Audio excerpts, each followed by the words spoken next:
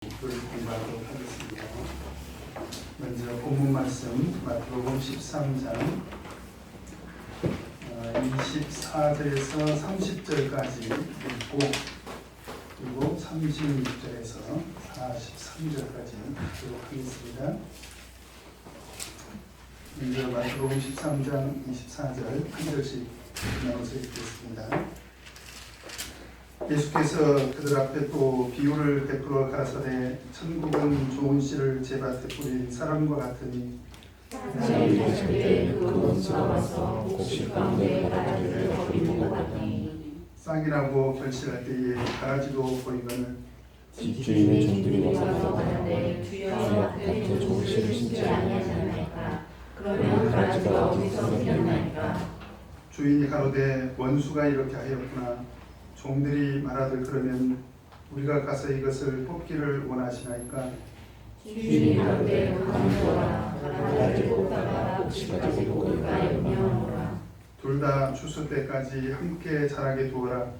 추수 때에 내가 추수꾼들에게 말하기를 가라지는 먼저 거두어 불사르게 단으로 묶고 곡식은 모아 내 곡간에 넣으라 하리라. 36절 이에 예수께서 무리를 보내서 집에 들어가시더니 제자들이 당황하되 밭에 가라지를 우리에게 설명을 주소서. 대답하여 가라사대 좋은 씨를 뿌리는 일은 인자요 밭은 세상이요 좋은 씨는 천국의 아들들이요 가라지는 악한 자의 아들들이요 가라지를 심은 원수는 마귀요 추수 때는 세상 끝이요 추수꾼은 천사들이니 그런즉 가라지를 보고 내 사랑을 같이 세상 끝에도 그러하리라. 인자가 그 천사들을 보내리니 저희가 그 나라에서 모든 넘어지게 하는 것과 또 불법을 행하는 자들을 거두어내어 불법에 던져 넣으리니 거기서 울며 위를 갈리 있으리라. 잘 읽겠습니다. 그때 너희들은 자기 아버지 나라에서 해와 같이 빛나리라. 귀 있는 자는 들으라. 오늘 이 시간에는 가라지의 비유를 공부를 하도록 하겠습니다. 오늘 24절에 보면요, 24절에 예수님께서 비유로 말씀을 하시면서 뭐라고 말씀하셨습니까? 천국은 그렇죠? 천국은 좋은 씨를 제 밭에 뿌린 사람과 같으니. 그래서 원래 제목을 달기로 한다면 천국은 좋은 씨를 제 밭에 뿌린 사람과 같다라고 했으니까 좋은 씨를 제 밭에 뿌린 사람의 비유 이렇게 해야 되겠죠. 근데 우리는 제목을 뭐라고 붙였습니까? 이유가 36절에 보면 제자들이 예수님께 묻죠. 뭐라고 묻습니까? 제자들이 나와 가로되 밭에 가라지의 비유를 우리에게 설명하여 주소서. 좋은 시도 등장을 하지만 전체적인 내용을 제자들이 듣고 보니까 궁금한 것이 무엇에 관한 것이었다는 것입니까? 가라지에 관한 것이었다는 거죠. 그래서 보통은 이 비유를 우리가 이제 가라지의 비유다 이렇게 합니다. 그래서 오늘 시간에 이제 가라지의 비유를 공부를 할 텐데요.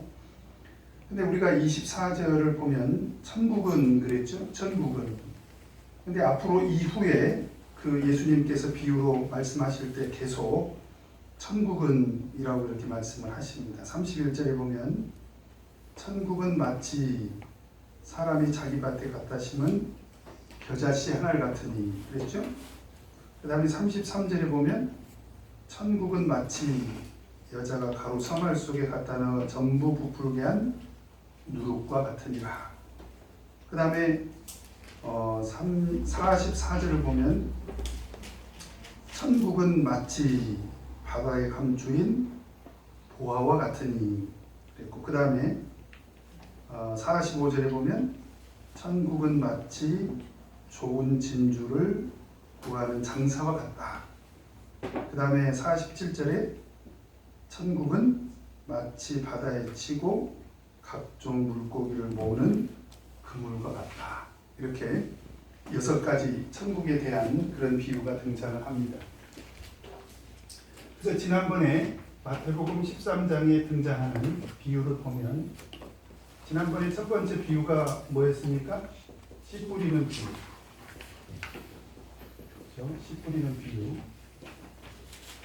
그런데 두 번째부터 천국은 마치라고 하면서 두 번째 가라지 비유.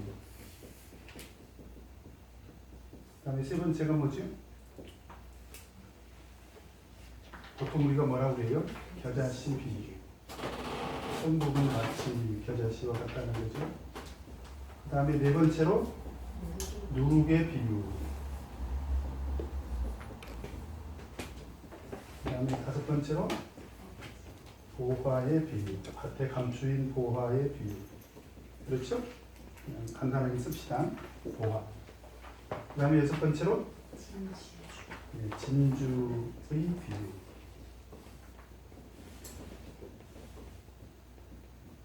그 다음에 일곱 번째로 그물의 비유.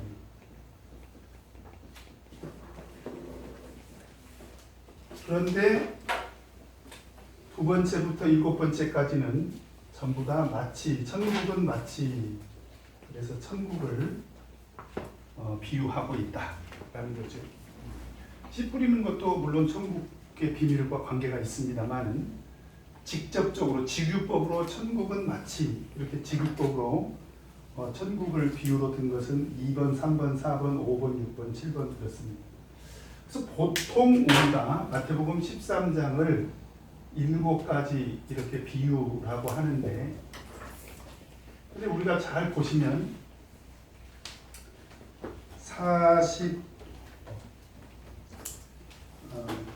52절에 보면,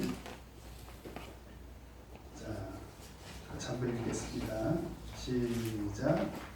예수께서 가라사대 그러므로 천국의 제자된 서기관마다 마치 새 것과 옛 것을 그 곳간에서 내어오는 집주인과 같으니라. 마치 같다. 또 여기서 비유를 하고 있지 않습니까? 그래서 이 8번째 것을 포함해서 옛 것과 새 것의 비유를 넣어서 8가지라고도 합니다. 이렇게 8가지라고도 이렇게 이게 맞는 것 같아요. 그죠? 8가지 비유. 그 중에서 2번부터 7번까지는 뭐라고요? 천국의 비유. 그래서 보통 마태복음 13장을 이렇게 천국의 비유가 많이 들어있다고 해서 천국장 그렇습니다. 천국장이 아니고 천국장. 천국의 비유가 집중되어 있다. 그래서 이 비유는 전체적으로 바로 천국의 비밀 또는 천국의 속성을 말하고 있죠. 천국의 속성. 전부 다 천국의 속성을 말하고 있습니다. 다 천국의 속성을 말하고 있는데요. 근데 이제 그 참예수 교회에서는 이 마태복음 13장의 씨 뿌리는 비유부터 옛것과 새것의 비유까지를 어떻게 해석을 하느냐? 우리 참예수 교회는 하나님의 신약 시대에 이루어진 하나님의 구속의 역사로 이해를 합니다. 역사적인 관점에서. 그래서 사도 시대부터 시작해서 사도교회 그 시작으로부터 마지막 하나님의 심판, 다시 말하면 그 종말의 때까지 이루어지는 교회를 통한 하나님의 구속의 역사의 과정으로 이해를 해요. 어떤 사람은 이런 해석 방법을 이제 세대주의 해석이다 이렇게 비판을 하기도 합니다만, 우리는 세대주의 입장에서 판단하는 것이 아니고 예수님께서 오셔서 씨를 뿌렸고 가라지도 등장했고 그 다음에 그 겨자씨와 누룩을 통해서 사도교회가 변질되고 타락해갔고, 그죠? 마지막에 성령과 진리로 말세 참예수 교회가 등장을 하고, 그래서 마지막에 영혼 구원의 역사가 그물을 통해서 이루어지는, 그래서 그 모든 것들이 구속이 완성이 되는 그런 과정으로 이것을 설명을 합니다. 물론 이 부분에 대해서 동의하지 않는, 우리 참예수 교회 안에서도 동의하지 않는 그런 분들도 있습니다. 그래서 특별히 이 부분에 대해서는 우리 가항욱 목사님이 이제 그 임직자 강습회 때도 굉장히 좀 상세하게 이렇게 설명을 했었는데, 언제 기회가 되면 이것은 우리 한국 교회의 연구물이 아니고 대만 총회와 연합 총회의 연구의 결과이기 때문에 이제 우리도 들은 입장이고, 그래서 언제 기회가 되면 이 마태복음 13장의 8가지 비유에 대해서 가항욱 목사님이 언제 한번 대방교회를 방문하시면 같이 강의를 들을 수 있는 그런 기회를 가졌으면 좋겠습니다. 그 중에서 우리는 근본에는 씨 뿌리는 비유하고 가라지 비유만 공부를 하도록 그렇게 하겠습니다. 오늘 이 시간에는 이제 가라지 비유를 이제 공부를 하도록 이렇게 하겠는데, 먼저 우리 본문 내용 살피기 같이 한번 읽어보도록 하겠습니다. 자, 1번 읽겠습니다. 시작. 사람들이 자라기에 그 원수가 와서 한 일이 무엇이냐. 네. 지금 사람들이 자고 있다는 거예요. 자고 있다. 그래서 어떤 사람들은 이것은 그 사람이 게으르다, 또는 그 사람이 태만해졌다, 영적으로 잠을 자고 있는 것이 아닌가, 이렇게 해석을 하는 경향도 있는데, 이제 그것은 좀 과장된 해석이라고 생각이 되고요. 사람들이 주로 몰래 일을 할 때는 언제입니까? 밤에 잘 때. 그러니까 몰래 악한 일을 하기에 적당한 시간, 바로 그 시간을 자는 시간이다, 이렇게 이해를 하는 게 좀 더 나은 것 같습니다. 누가 등장을 합니까? 원수가 등장하죠. 원수는 바로 적대적인 관계에 있는 바로 그런 사람이죠. 그런 사람이 이제 어떤 일을 합니까? 곡식 가운데서 뭘 뿌려요? 가라지를 뿌렸습니다. 가라지. 그런데 그때 당시에 가라지는 보통 볼이나 밀과 아주 흡사한 그런 잡초였습니다. 잡초. 그래서 보통 독보리라고도 했고요. 가짜 밀이라고도 이렇게 했답니다. 그런데 원래 24절에 보면 지금 좋은 씨를 뿌려놓은 밭에 지금 원수가 와가지고 뭘 뿌린 것입니까? 가라지를 뿌린 거죠. 그러니까 한 밭에, 지금 보세요. 한 밭이 있는데 원래 좋은 씨를 뿌려놨어요. 그런데 원수가 와가지고 가라지를 뿌린 것입니다. 누가 와서 뿌렸다고요? 원수가 와서 이제 가라지를 뿌린 거죠. 그러면 한 밭에 지금 두 종류의 씨가 뿌려진 거죠. 그렇죠? 그러면 일단 상황적으로 보면 수확을 많이 거둘 수 있을까요?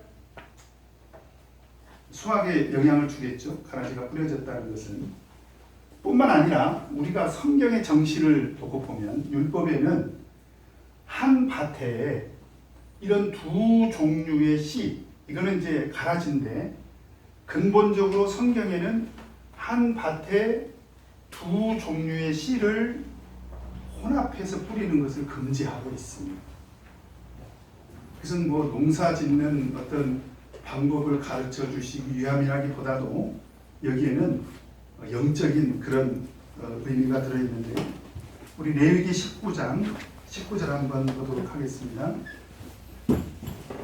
레위기 19장 19절.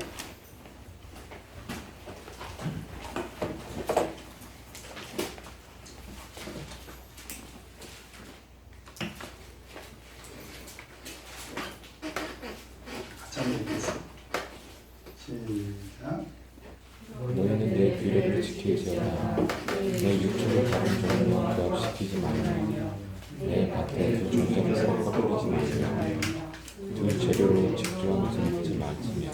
지금 보면은 짐승도 잡종을 만들지 말라는 거예요. 잡종을 만들지 말라. 그 다음에 곡식도 종자를 섞어서 뿌리지 마라. 그 이야기는 무엇입니까? 우리 신앙의 근본은 어디에 있다는 거예요? 순수함에 있다는 거죠. 우리 신앙의 순수성을 강조하기 위해서 하나님께서 그렇게 명령을 하신 것이다. 그러니까 수학에도 영향이 있을 뿐만 아니라 우리 신앙과 진리와 복음의 그런 순수성을 지키라는 그런 하나님의 명령으로 우리가 이해를 해야 됩니다.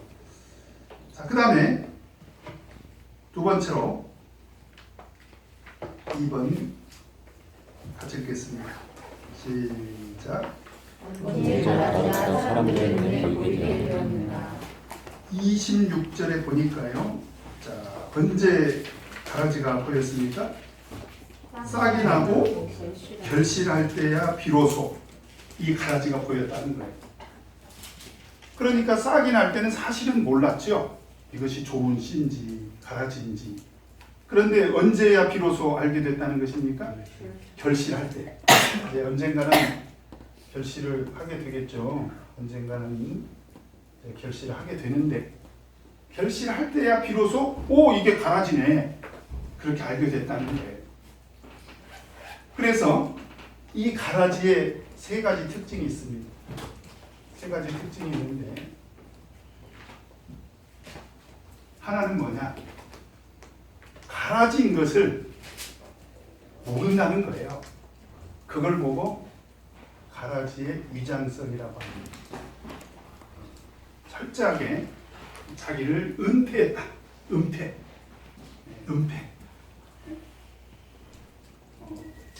마치 변장하고 나타난 그런 사람처럼 이 가라지가 철저하게 자기를 감추고 등장했다라고 하는 것입니다.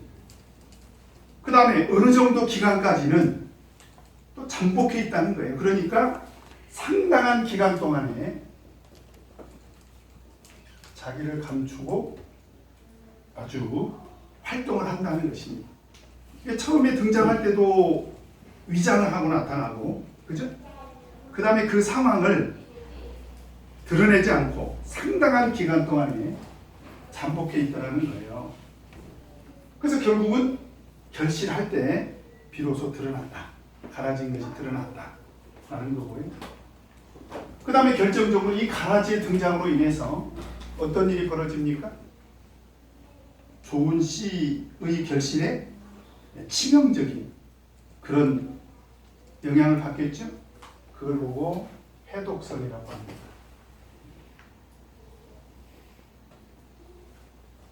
해를 입힌다는 거예요. 독성이 있다라는 것입니다. 근데 여러분 이것이 뭐냐? 이것이 사실은 마귀의 속성이죠. 마귀가 변장을 하고 나타납니다. 그리고 마귀는요 상당한 기간 동안 잠복을 합니다. 그리고 목적이 어디 있어요? 해를 끼치는 데 있죠. 그래서 고린도후서 11장 14절을 보면 같이 한번 찾아서 읽겠습니다.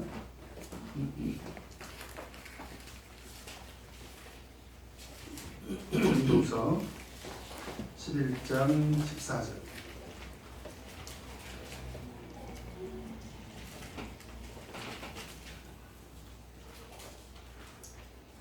같이 읽겠습니다. 시작. 이것이 이상한 일이 아니라 사단도 자기를 광명의 천사로 사랑합니다. 자, 여기서 보니까 사단이 자기를 어떻게 한다고요? 광명한 천사로 가장을 해요. 그러면 사람들이 상당한 기간 동안 알겠습니까? 모르겠습니까? 모르죠. 그리고 그가 그렇게 가장을 해서 위장을 해가지고 잠복 근무하는 결정적인 목적이 어디 있습니까? 삼킬 자를 찾으려고, 그죠? 그 해독이 있다라는 것입니다. 그래서 바로 그 가라지의 특성을 우리가 정확하게 인식을 해야 된다라는 거죠. 그 다음에 3번 같이 읽겠습니다. 시작. 집주인의 종들이 주인에게 질문하는 무엇인가. 자, 집주인의 종들이 이 상황을 이제 알았습니다. 결실할 때가 돼서 가라지가 보이는 것을 보고 질문을 한 거예요. 집주인의 종들이 와서 뭐라고 질문합니까? 주여 밭에 좋은 씨를 심지 아니하였나이까. 우리가 좋은 씨를, 그러니까 이 사람들이 말하는 것은 뭐냐면 우리는 좋은 씨만 뿌린 거 아니냐, 지금 사실 그런 의미이죠. 우리는 좋은 씨만 뿌리지 않았느냐. 그런데 밭에 가서 보니까 뭣도 있더라는 거예요. 가라지도 있더라는 거예요. 그러니까 현실 속에서 보면, 이것은 상황입니다. 현실 속에서 보면 이 밭은 좋은 씨와 가라지가 어떻게 되더라? 공존하게 되더라. 우리는 좋은 씨만 뿌렸는데 가라지가 현실적으로 등장했다는 거예요. 바로 그것을 질문한 것입니다. 어떻게 해서 이렇게 됐냐? 가라지가 어디서 생겼습니까? 라고 이렇게 질문을 한 거죠. 자, 그 다음에 4번 같이 읽겠습니다. 시작. 원수가 뿌렸다는 주인의 대답에 종들이 재차 질문한 내용은 무엇인가. 자, 28절에 보니까 주인이 가로되, 원수가 이렇게 했다는 거예요. 원수. 가라지는 원수가 그렇게 했기 때문에 결국은 이 좋은 씨와 가라지가 공존하게 됐다. 지금 그런 얘기를 하니까. 그러니까 또 종들이 또 질문을 합니다. 그러면 우리가 가서 이것을 뽑기를 원하시나이까. 그러니까 현실은 공존인데, 하나님의 뜻은 무엇일까? 라는 질문입니다. 그러니까 현상은 공존이에요. 이거는 나타나 버린 거예요. 불가피합니다. 이 밭에 좋은 씨와 가라지가 있는 것은 바다로 밥상이에요. 그죠? 불가피합니다. 피할 수 있는 방법이 없어요. 지금 이 비유를 통해서 우리가 확인해야 될 게 그겁니다. 공존은 불가피하다. 그런데 바로 이 현실을 이제 종들은 받아들일 수가 없는 거죠. 그러니까 뭐라고 얘기를 합니까? 이 가라지는 어떻게 해야 된다는 거예요. 제거를 하는 것이 하나님의 뜻이지 않을까요? 지금 그런 얘기입니다. 주인의 뜻 아닐까요? 그런 얘기입니다. 그죠? 이해가 되십니까? 네. 그 다음에 5번.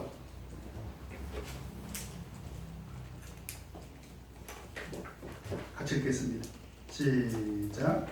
가라지를 뽑기를 원하는 종들의 질문에 대하여 주인은 어떻게 대답하였는가. 자, 29절에 보니까 주인이 가로되 뭐라고 되어 있습니까? 가만두어라. 무슨 얘기냐면 지금 공존하고 있는데, 이 좋은 씨와 가라지가 공존하고 있는데 이 두 개 다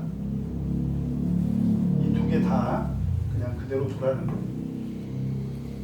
둘 다 고정하라는 것입니다. 그럼 우리가 생각할 때 이제 우리가 이 신앙적으로 어떤 선과 악을 분별해 놓고 그래도 그냥 둬라. 가라지는 악이지 않습니까? 그죠? 조금 이따 제가 설명을 드리겠습니다만, 가라지는 악인데 이거 제거하는 것이 하나님의 뜻일 것 같은데 하나님께서 둘 다 보존해라. 그러면 하나님께서는 가라지를 인정한 것일까요? 그게 문제입니다. 그렇게 생각하면 그건 오해입니다. 그건 가라지를 존중하거나 가라지를 인정하거나 가라지를 받아들이려고 해서 하시는 말씀은 아니고 둘 다 보존하라는 이유가 있어요. 그 이유가 무엇입니까?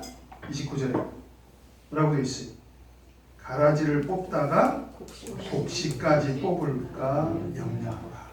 만약에 가라지를 제거하려고 하다가 보면 어떤 일이 또 벌어진다는 거예요. 좋은 씨에 치명적인 영향을 준다는 거예요. 가라지 뽑다가 좋은 씨까지 제거하는 우를 범할 수도 있다. 그래서 가만두라는 거예요. 그냥 두라는 것입니다.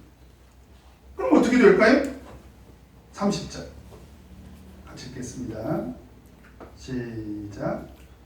둘 다 추수 때까지 형제 자라게 두어라. 추수 때 내가 추수꾼 중에 말하기를 가라지는 먼저 거두어 물살에 반으로 먹고 곡식은 모아 내 꽃가마에 넣으라.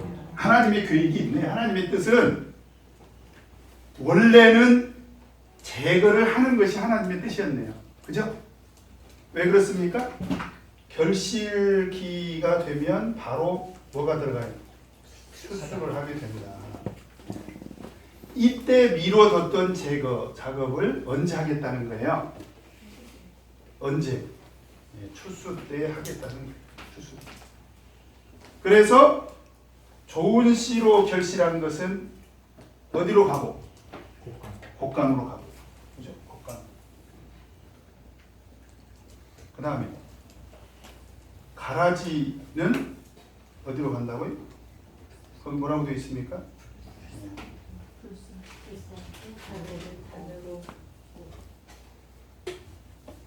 42절에 풀무 뿌리고 여기 뭐라고 되어 있습니까? 불사르게 하겠다. 근데 42절에 보면 뭐라고 되어 있습니까? 풀무불에 풀무불이라고 합시다. 불사르게 풀무불에 그런 얘기입니다. 오늘 이 가라지, 좋은 씨와 가라지의 비유가 주는 의미가 바로 여기 있습니다. 자, 이제 여기까지 설명을 했는데 이제 예수님께서 친절하게 36절에서 43절까지 이 의미를 예수님께서 이제 설명을 하십니다. 근데 이제 여기까지 우리가 이제 공부를 하면서 예수님께서 제거하는 것에 대해서 반대하셨잖아요. 그러니까 많은 사람들이 뭐라고 질문을 하냐면 그러면 이 제거를 하지 않는다는 것과 교회에서 징계는 어떤 관계가 있느냐. 교회에서 우리가 징계를 하지 않습니까? 징계는 여러 가지 종류의 징계가 있죠. 그죠? 뭐 그 사람이 잘못하면 뭐 경고도 하고 근신하라고도 하고 또 뭐 성직을 박탈하기도 하고 그런데 최후의 말을 안 들으면 어떻게 해요? 이제 우리가 마지막에 제명까지 하지 않습니까? 그죠? 나머지 징계는 그렇다 치더라도 이런 것은 마지막 심판날에 하나님께 맡겨야 되는 거 아니냐. 여러분 이런 주장 들어보셨습니까? 네. 그런데 오늘 이 비유를 통해서 거기까지 가면 그거는 이제 잘못된 해석입니다. 왜 그러냐면 징계에 관한 예수님의 명령은 따로 있어요. 우리 참고로 바로 좀 한번 확인하도록 하겠습니다. 마태복음 18장을 보면 마태복음 18장 15절에서 17절까지 같이 한번 읽겠습니다. 시작. 내 형제가 죄를 범하거든 가서 너와 그 사람과만 상대하여 권고하라. 만일 들으면 내가 내 형제를 얻은 것이요 만일 듣지 않거든 한두 사람을 데리고 가서 두세 증인의 입으로 말마다 징창케 하라. 만일 그들의 말도 듣지 않거든 교회 말하고 교회 말도 듣지 않거든 이방인과 세리와 같이 여기라. 여기서 보니까 형제가 죄를 범했을 때 어떻게 할 거냐. 형제가 죄를 범했을 때 성경은 형제가 죄를 범하면요 바로 제거해라 그렇게 말하고 있지 않습니다. 1차 가서 개인이 어떻게 하라는 거예요? 권고하라는 것입니다. 그죠? 그래서 그 권고를 수용하면 어떻게 되는 거예요? 그 형제를 얻은 거라는 거예요. 그 얘기는 무슨 얘기입니까? 그걸로 인해서 용서가 된다는 거죠. 그렇죠? 그래야 안 돼요. 근데 두 번째로 거부하게 된다면 어떻게 할 거냐? 거부하는 경우에 어떻게 하라고요? 두 번째로 거부하는 사람에 대해서는 증인을 데리고 가라는 거예요. 어떻게? 1명 내지 2명. 그렇죠? 증인을 데리고 가서 증인 앞에서 권고하라는 거예요. 같이. 그래서 또 그 증인의 권고를 들으면 어떻게 된다고요? 용서하라는 거겠죠. 당연히 그 형제를 얻은 것이 되겠죠. 돌이키는 것이니까. 근데 그 사람이 거부한다면 어떻게 할 거냐? 바로 제거하라는 것이 아니라 어떻게 하라고요? 이제 교회가 가라는 것입니다. 교회가 가서 교회 이름으로 권고해라. 그래서 그 교회의 권고를 들으면 용서하라는 거예요. 역시 이 단계에서도.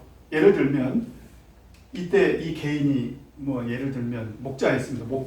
목자가 가서 권고했어. 근데 이 사람이 거부를 했어. 괘씸하죠. 돌이킬 수 있는 기회를 줬는데.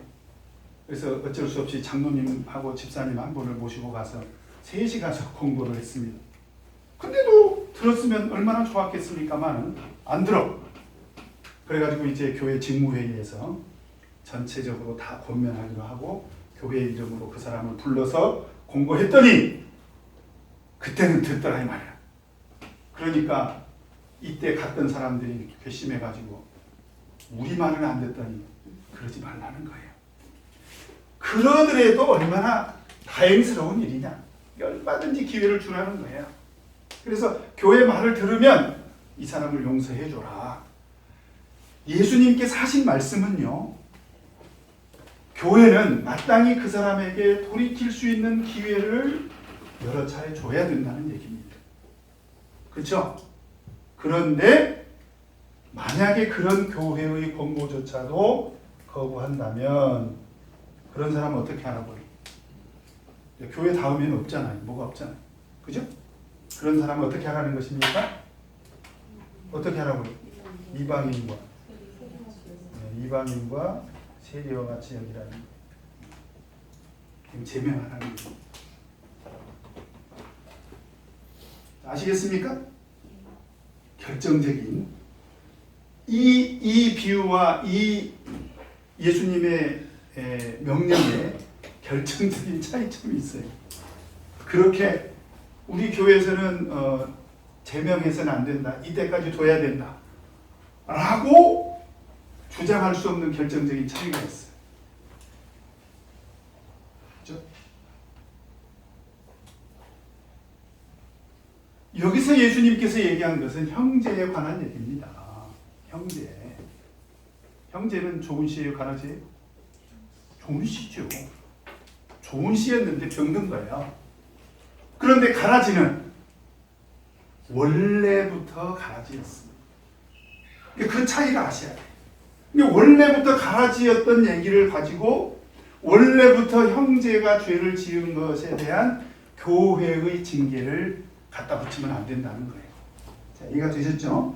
그래서 이것은 근본이 다른 얘기입니다. 그래서 이걸 가지고 자꾸 교회에서는 봐라, 교회에서는 징계해서는 안 된다 이렇게 주장하는 것은 올바르지 않다. 그 부분을 조금 말씀을 드리고요. 자, 이해하셨죠? 자, 그 다음에 읽겠습니다. 시작. 예수께서는 밭을 가라지에 비해 굉장한 각각을 어떻게 설명하시는가? 자, 우리 13장으로 다시 돌아갔어요. 예수님께서 이제 친절하게도 이 가라지 비유를 다 설명을 해주셨습니다. 37절에 보니까 좋은 씨를 뿌리는 이는 누구시라고 되어 있습니까? 인자요, 인자. 인자는 누구를 말하고 있습니까? 예수님이라는 걸 얘기했습니다. 그죠? 좋은 씨를 뿌리는 분은 인자예요. 그 다음에 밭은 세상이에요. 자, 이게 밭입니다. 그죠? 근데 이 세상은 어떤 세상일까요? 어떤 세상이길래 좋은 씨와 가라지가 공존하고 있을까요? 이 밭은 세상이라고 했는데 어떤 세상을 말할까요? 계시록에 보면 세상 나라가 하나님의 나라가 됐다고 그랬잖아요. 이 밭은 바로 교회를 말합니다. 그래서 고린도전서 3장 9절을 보면 같이 한번 찾겠습니다. 고린도전서 3장 9절.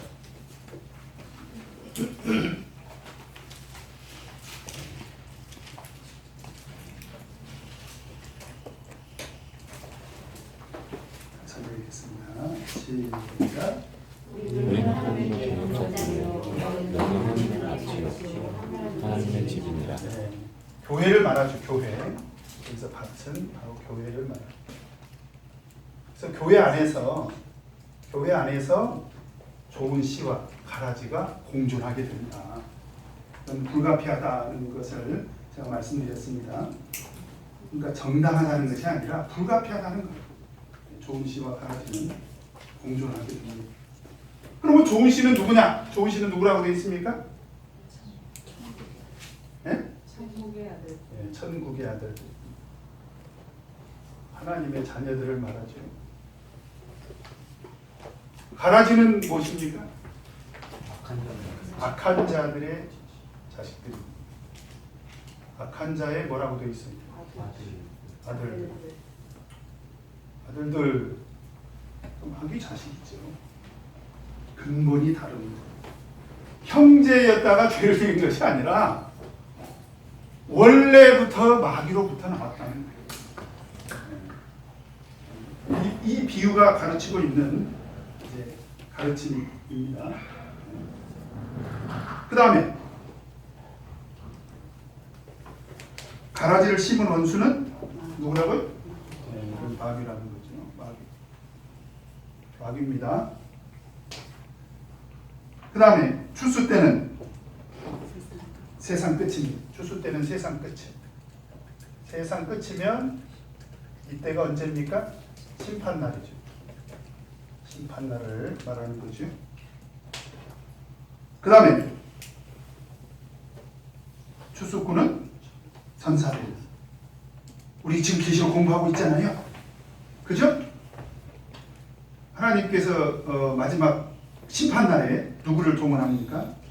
우리 계시록 14장 최근에 배웠죠. 최근에 계시록 14장을 보면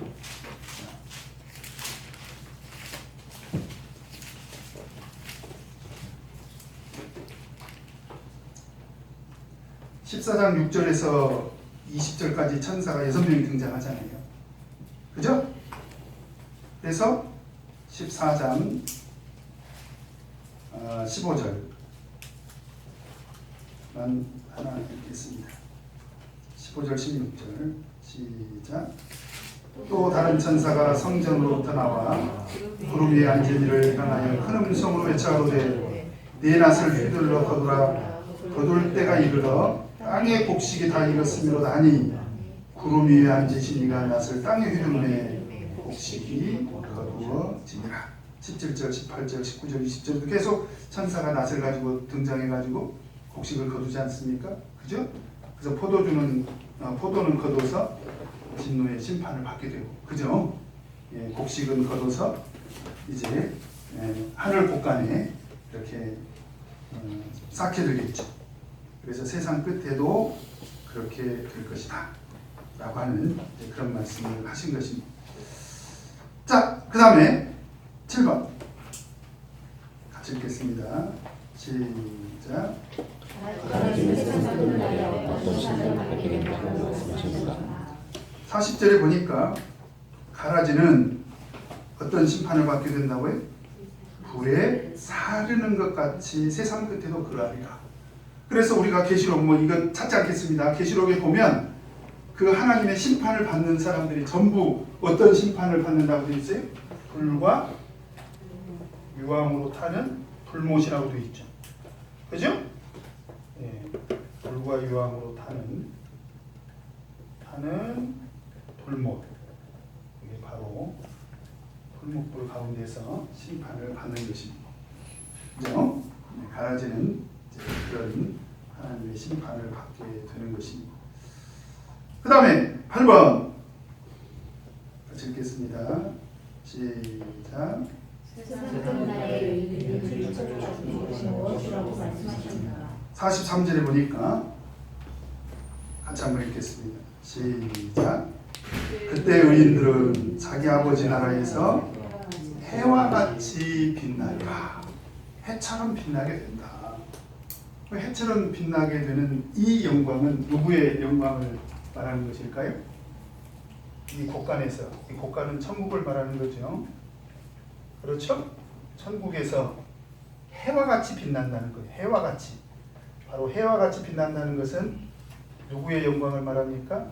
바로 하나님의 영광을 말합니다. 그래서 우리 계시록에 보면, 자, 우리 계시록 21장, 계시록 21장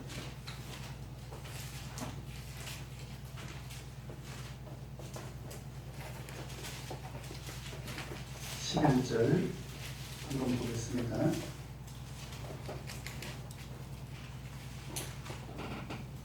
11장 11절 읽겠습니다. 시작. 21장 11절 시작. 하나님의 영광이 있음에 그 성의 빛이 지극히 변화도서 같고 벽과 수정같이 하였다. 그 다음에 23절 시작. 그 성은 해나 달의 비춤이 쓸데없으니 이는 하나님의 영광을 비추고 어린양이 그 빛을 비추시니라. 예, 그 빛은 바로 하나님의 영광을 말합니다. 그래서 하나님의 영광에 참여하게 되는 그런 은혜를 받게 된다라고 하는 것입니다. 자, 바로 이것이 예수님께서 가라지의 비유를 통해서 우리에게 가르쳐주는 그런 교훈입니다. 누가 가라질까요? 누가 가라질까요? 몰라요. 언제 합니까? 세상 끝 심판날에 하게 된다. 그래서 예수님께서는 이 교회 안에서 좋은 씨와 가라지가 공존할 수밖에 없는 이 현실을 우리에게 가르쳐주면서 좋은 씨, 천국의 아들들에게 무엇을 지금 오늘 말씀을 통해서 그러면 주시려고 했을까요? 포기 어쩔 수 없네. 그러라는 것입니까? 아까 가라지를 제거하지 말라는 이유가 어디 있었습니까? 좋은 씨는 해를 입어서는 된다는 안 된다는 거죠. 그래서 이 말씀을 하신 것은 가라지 비유를 말씀하신 것은 뭐냐? 천국에 가는 그날까지는 그죠? 천국에 가는 그날까지는 끊임없이 우리가 경계를 게을리하지 마라. 교회 안에서 우리가 경계를 게을리하지 마라. 그래서 우리 이 진리의 순수성은요, 순식간에 허물어집니다. 사실 우리 참예수교회는요, 참예수교회는 전 세계 하나입니다. 맞죠? 그렇지 않습니까? 그런데 대방교회는 그래도 그런 면에서 비교적 제가 와서 보니까 이제 그런 복음과 진리, 어떤 말씀의 순수성이 지켜지고 저는 있다고 봅니다.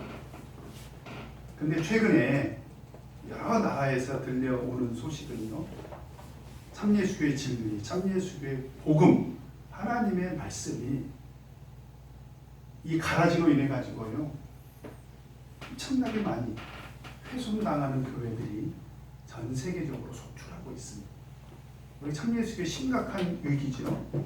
그래서 저는 이 시대의 우리 참예수교 위기를 저는 세 개라고 보는데, 우리 참예수교회의 위기가 뭐냐? 세 가지인데, 그 첫 번째가 뭐냐? 바로 비진리의 도전입니다. 비진리가 우리 참예수교를 위협을 해요. 그래서 가장 이 사람들이 아주 집요하게 주장하는 것이 뭐냐면 꼭 참예수교회만 구원이 있는 거예요. 여러분 생각해 보세요. 참예수교회만 구원이 있는 것이 아니다라고 주장을 하는 사람들의 입장에서 보면 그 사람들은 여기 있을 이유가 있어요, 없어요? 여기 있을 이유가 있어요, 없어요? 없죠. 그 사람들은 나가면 되는 거예요. 한번 생각해 보세요.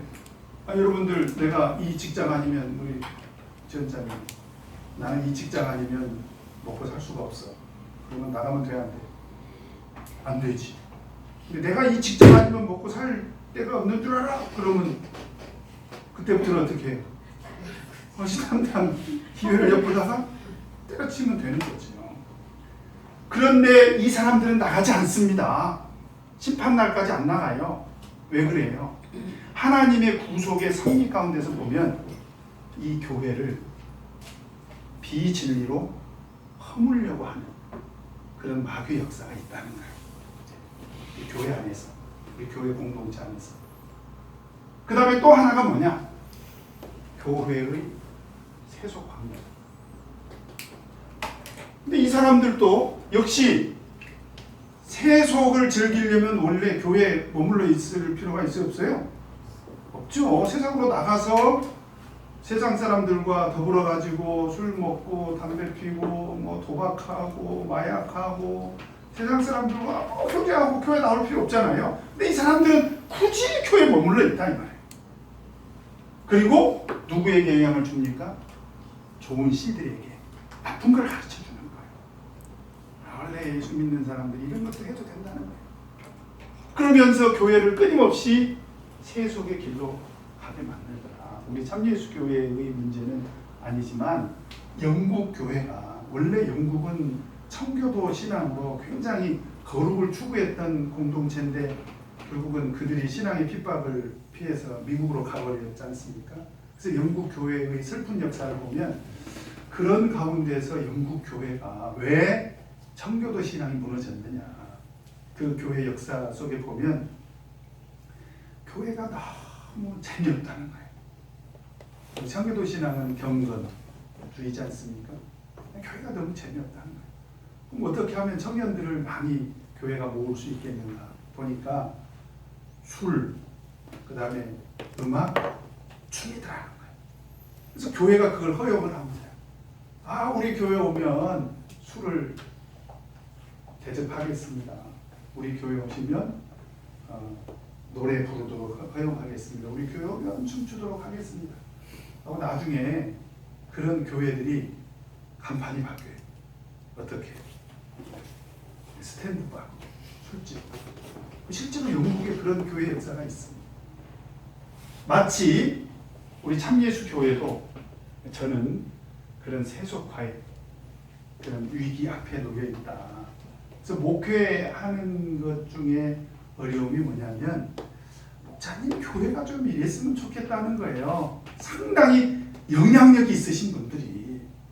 근데 그분들이 성경을 보고 성경 속에서 나타난 하나님이 말씀하신 교회다운 교회의 모습을 깨닫고 그걸 말씀하시는 것이 아니라 세상살이 하면서 자기들이 좀 좋다고 느꼈던 것들 있잖아요.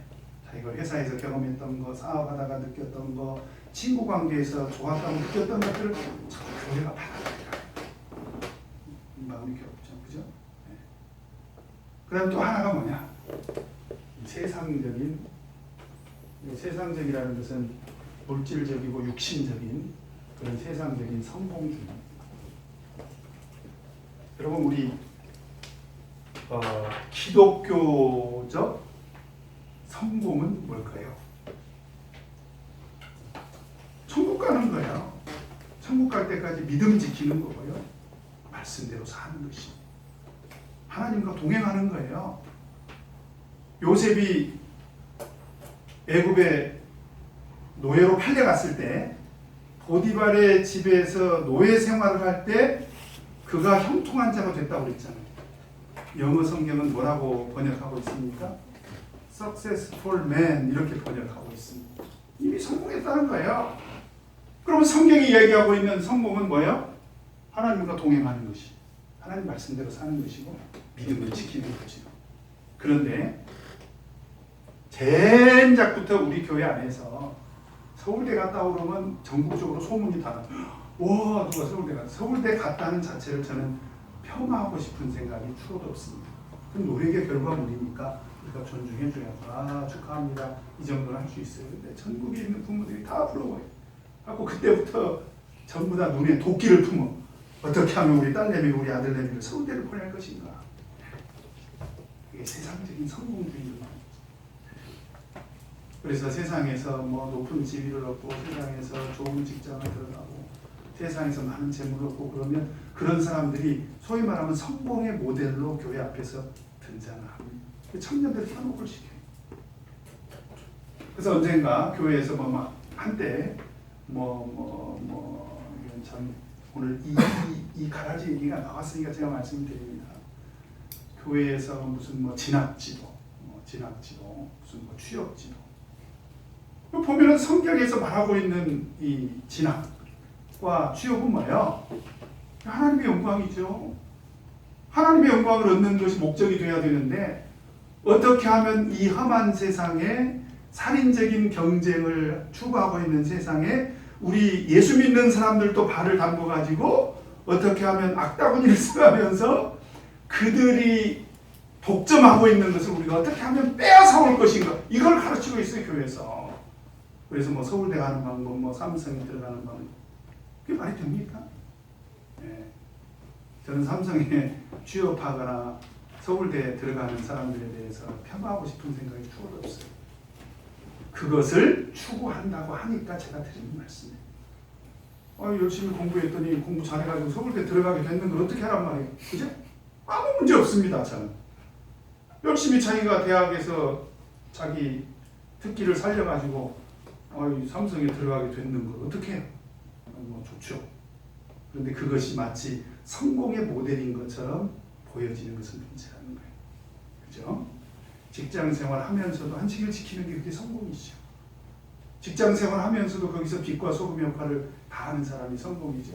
그래서 바로 이 모든 것들이 저는 우리 참예수 교회가 직면하고 있는 가라지 요소라고 봅니다. 가라지와 같은 사람들만 있는 게 아니라 가라지와 같은 그런 사고방식도 있다는 거예요. 이런 것들이 결국은 우리 교회를 허물려고 한다는 것입니다. 자, 앞으로 우리는 영적인 전쟁을, 하나는 가라지와 같은 그런 악한 자의 자식들과도 영적인 전쟁을 치러야 돼요. 그죠? 네, 쫓아낼 수가 없어요. 영적인 전쟁을 치러야 됩니다. 그 다음에 또 하나는 그들이 꾸린 그런 사상과 관념, 비진리와 교회의 세속화, 세상적인 성공주의에 대해서 단호하게 싸움을 해야 됩니다. 그래야 결국은 우리가 마지막 천국에 가서 하나님의 영광을 볼 수가 있다라고 하는 것입니다. 오늘 가라지 비유를 통해서 우리에게 주시는 예수님의 경계, 바로 경계의 교훈이다라고 하는 것입니다. 자, 그러면 내 삶에 적용하기 같이 한번 읽어보도록 하겠습니다. 1번 같이 읽겠습니다. 시작. 누가 조기식을 뿌린 밭에 당수가 강지를 풀어가는 것은 하나님의 말씀을 중심으로 하는 알고 신하는 이들의 복음의 순수성을 훼손하기 위해 마귀가 활동하는 것을 비유하신 말씀입니다. 나는 복음의 순수성을 유지하기 위해 말씀 중심의 신앙생활을 하고 있습니까? 혹시 가라지의 영향으로 복음의 순수성을 흔들린 적은 없습니까? 절대 흔들려서는 안 됩니다. 그 다음에 2번 같이 읽겠습니다. 시작. 주인이 가라지를 뽑다가 곡식까지 뽑고가 나려하며 가라지를 가만두라고 한 것은 악을 배척하겠다는 말이 아니라 택한 백성을 알고 신하는 이들을 더욱 사랑하고 하심으로 더 큰 은혜를 주시겠다는 것을 이어서 말씀하십니다. 너와 교회 안에서 다락이와 같은 악한 자를 심판하지 않으려고 불평하고 방황하는 자가 없을까? 어떻게 하면 다락으로부터 알고 신하는 일을 구할 수 있을까요? 그래서 우리는 경계를 늦추지 말아야 되는데 이제 가라지의 산물이 이거라고 그랬죠.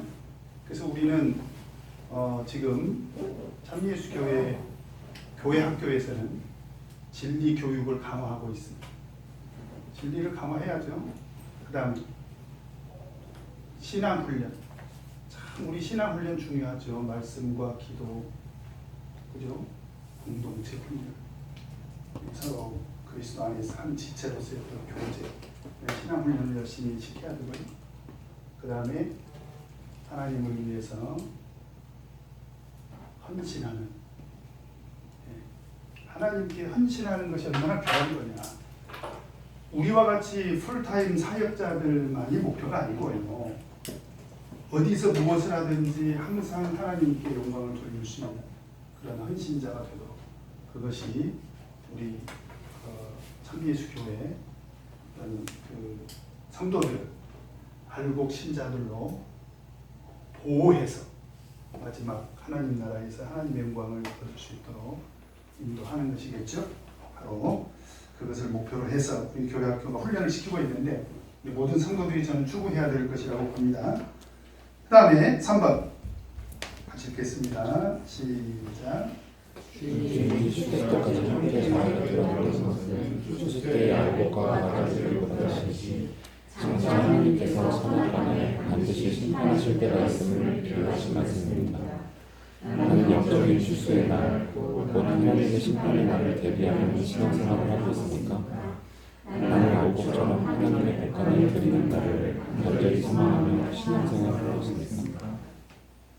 그렇게 꼭 하시길 바랍니다. 네. 적용 포인트 같이 한번 읽겠습니다. 시작. 하나님은 나를 심판하시기 위하여는 알곡 하나님을 사랑하시고 구하시는 거룩한 관심을 쏟으십니다. 물론 주실 때 곧 영적인 심판의 날에 가라지는 반드시 심판하실 것입니다. 주의 심판의 날에 하나님의 백관을 드리는 날의 영광과 기쁨이 우리 모두에게 임하게 되시기를 바랍니다. 다 같이 오늘 들은 말씀 기억하면서 기도하겠습니다.